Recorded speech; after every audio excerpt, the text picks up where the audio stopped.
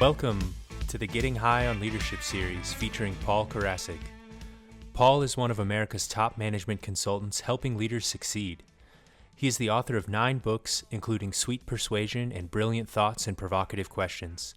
His insights appear regularly in major publications, and he is one of the most sought-after executive coaches. Paul founded the American Seminar Leaders Association and the Psychedelic Institute of Los Angeles. He is a popular speaker at national conferences and has been on stages across all 50 states and internationally. Paul's work addresses the question, how can we transform conflict in business into collaboration? With decades of experience in management, leadership, and psychedelics, he brings a unique perspective on personal and societal growth. In this series, we'll be discussing his latest book, Getting High on Leadership, The Leader's Guide to Higher Consciousness. We'll be exploring the concepts, techniques, and mindset required to revolutionize leadership. Hello, everyone, and welcome back to the series. My name is Sanchez, your host, and we are joined by the author of Getting High on Leadership, Paul Karasik. Making our way through the book as we have been for some time now, we're spending time in each section discussing conscious leadership and looking at how and why that matters for society and individuals. Today's section is called Conscious Leaders Grow People, and it can be found on page 111. As always, you can grab an ebook in the show notes below and follow along with us. Paul, growing people, is that ever one of the most important roles of a leader, but can at times be overlooked? Yeah, it can be, or it could be minimized, and the importance of it. And we've seen both, over the years that I've been working with leadership. Some are enthusiastic, invest, and it's not about money and so much, but just a mindset of professionalism in whatever they're doing. I read a piece a while ago, and it said that the 3 main responsibilities of leadership are to train, coach, and motivate. And I think I would add on that, hire the right people. I would say those 4 things. And most managers spend almost no time on coaching, training, and motivating. And so it's really the primary role. There's a quote, what happens if I train my people and they leave? Or even worse, what happens if I don't train them and they stay?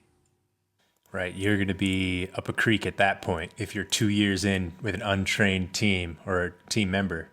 Yeah, there's some real brilliance to that statement. What if I invest in them and train them and they leave? Or what's worse is, what if I don't train them and they stay? And so systems have to be put in place. Either formal, informal. When you work in a restaurant, you trail somebody. You follow them, and that's just a part of almost every kind of restaurant training program. It's a mentorship in a way, and that time shadowing, yeah. And you've seen it, I'm sure, at a restaurant where the main guy is kind of standing behind the new guy and just making sure everything's going good, and that type of thing. So it's an investment. And I guess that's one thing. And a leader has to understand that growing people is the most important thing in terms of success.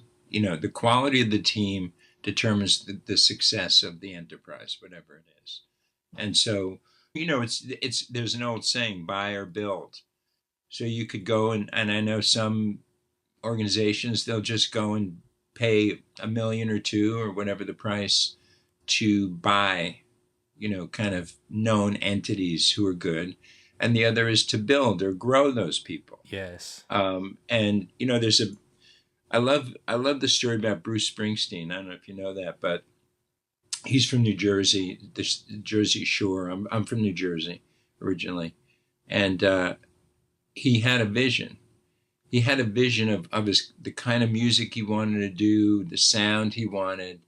And then he got the guys that could play and execute on the vision. they weren't the best musicians, but they could execute on his vision. And so I was a Clarence Clemens is the sax player. He's a good sax player, but he's definitely not the definitive greatest technical sax player. But he could execute on the vision, and that's where growing people is such a great way to approach building that team, because they executed on the vision perfectly. It was custom, in that sense, right? Right. And so like I said, none of his musicians were technically the greatest bass players, the greatest whatever, but together, the Bruce Springsteen band kicked butt because it did what it was supposed to do. It created what it was supposed to create. And I think sometimes it's a balance, in terms of leadership.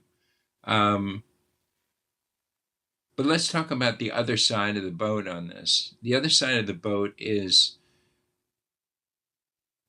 the great joy and the great feeling of satisfaction when we help people to grow. One thing I've noticed about leaders over the years is good leaders and great leaders take a lot of pride in growing people. I've noticed that to be consistent. They develop a team. And they get something vicariously. They're like living through those people they develop, when you encounter those leaders. Yeah, for me, it was a hard thing. I started in sales, and then I helped and trained salespeople. But then there was a point where some of the top guys wanted me to coach them. And I went, I don't want to do that kind of work. But then I got into it, and it was so satisfying to see people raise themselves up and grow. I just did a coaching program for some financial executives, and everybody in the program hit or surpassed their goals. And like you just said, I shared in that. To me, it was like I was part of that. It seemed like you passed the test. Yeah. Yeah, I mean, it's very satisfying, and the problem on the sales side is most salespeople are so egotistical. It's hard for them to play that role. It's about me. It's about their charisma. It's about their skills, and they poo-poo developing people, and that's why a lot of great salespeople fail as managers.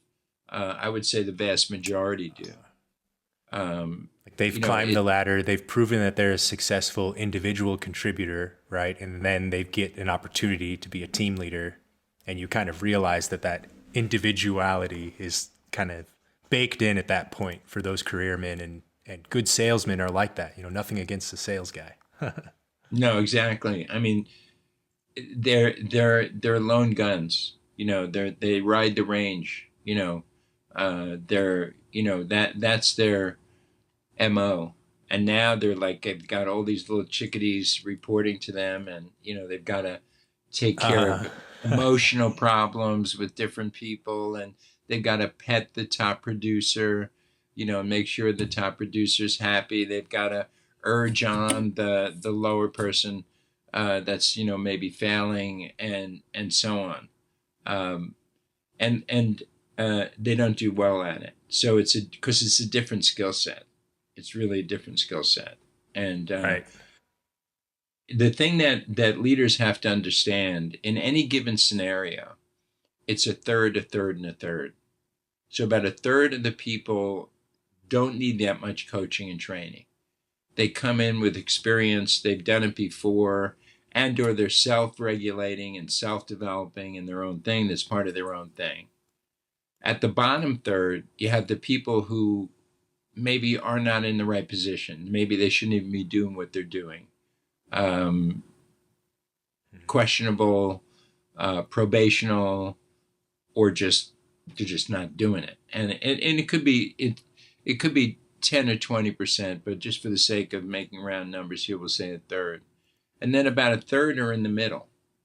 And the third that are in the middle are the people who you have a real opportunity with as a leader to develop them.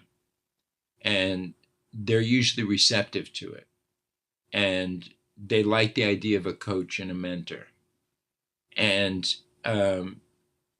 they'll execute because they want to be successful. And so where does a leader a lot of times spend the most time? Either with the squeaky wheel that's not producing anything, and they become a personal project of the leader to kind of renew them, rejuvenate them, get them going again. And they suck up all the time, a lot of the time. And because of that, ignore the top producers, the best people that they should be taking to lunch and just talking about the baseball game or the hockey game or whatever it is. But instead, and so they're not watering and they're not growing those people, and then they're doing some level to the middle group, but not what they could be. And so I always suggest, hey, they're kind of missing that whole segment of people that were perfectly primed to be coachable.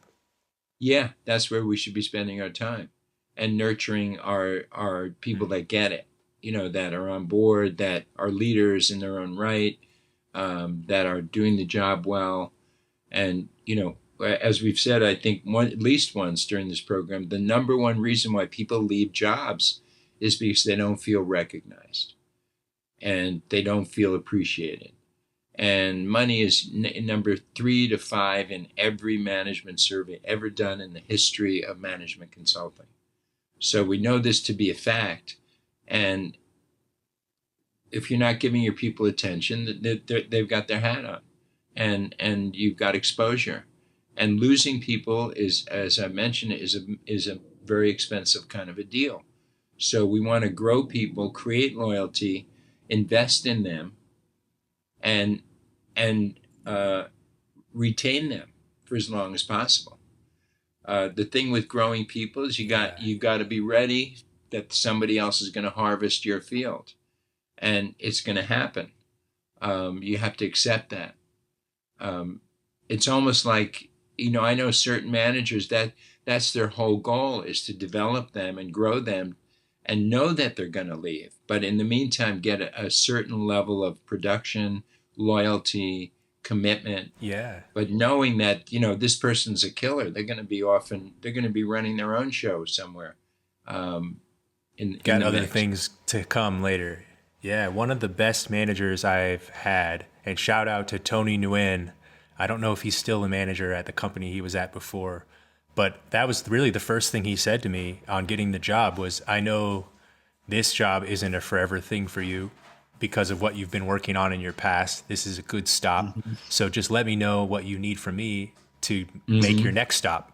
And he was just willing to help out with anything, give opportunities to grow, write references, and just really happy to see me take the next step, which I did about a year and a half later.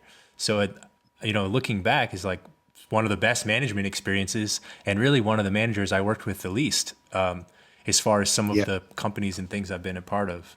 I've seen people depart from companies where they were a good employee. Like we lost a good one, and you always wonder what happened there. Like how did that happen? How did we lose a high achiever or someone who was pulling like long work shifts overnight and now they left? Well, I think looking at that appreciation factor that you bring up starts to make a lot of sense looking at those departures. Mm-hmm. Yeah. And what is there a better way to deliver value than to actually mentor somebody, coach somebody, train somebody? Really, if you think about it, right? I mean, they know they're getting invested in, when people have taken time to help me, and we don't forget them. I was very influenced by my music teacher because I was in band from 4th grade to 12th grade. So for 8 years, every day, I saw this guy more than I saw my father. He invested in the best instruments for us. And, we knew he invested, and that created such loyalty, right. You felt it from him. And that, I don't think there's a greater value that we can give to people than to help them grow. When you say, how do I create a great relationship? How do I give? What's the best, as a conscious leader I'm talking about, the best way is to take a sincere interest in those people, find out where they want to be in the future and help them get there. And when you do that, everything comes to you because you're conscious of what their needs are. And this is kind of a lower level of consciousness, but it still falls into the realm of being conscious about what we're doing. Right. No, wonderful insight there, Paul. I appreciate the conversation here, and what an important topic to grow your people, grow your teams. To lead is not an isolating thing, right? You need to delegate to your teammates, rely on those teammates, and take your position on the team to improve the team. So I hope you guys have enjoyed this session. Thank you for listening and watching. And as always, you can grab a link for the book down below in the show notes, and we will see you on the next one. Thank you for joining us on this episode of the Getting High on Leadership series. If you have any questions, you can comment below or send them in via email to paul@paulkarasik.com. Follow him on Instagram at PK_theconversation. Find out more at wholesalerinstitute.com and psychedelic-awakening.com. The Getting High on Leadership series is produced by Rob Sanchez and Apartment 113, which can be found at apartment113.com and followed on Instagram at APT_113.